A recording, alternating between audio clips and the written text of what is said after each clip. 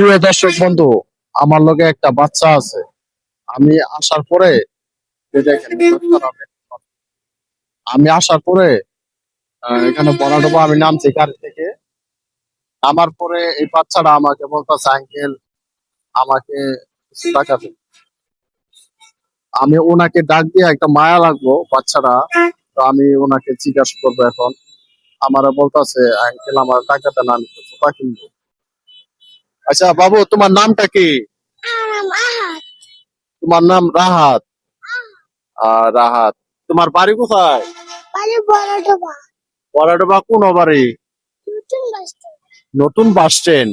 তোমার বাবা মা নেই?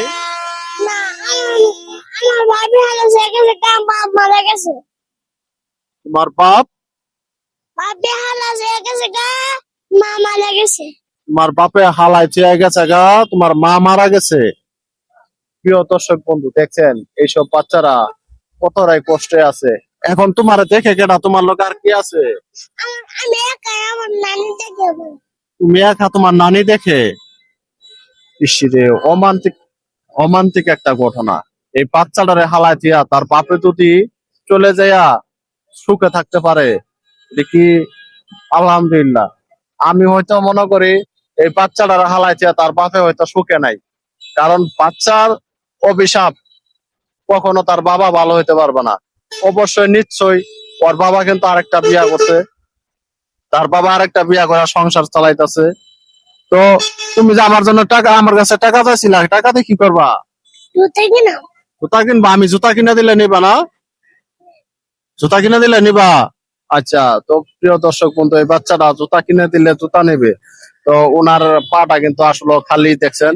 তো আমি দেখি আমার সামর্থ্য অনুযায়ী আমি একটা জুতা কিনে দেওয়ার জন্য ব্যবস্থা করব ওনাকে। তো বাবু, তুমি খাইছো?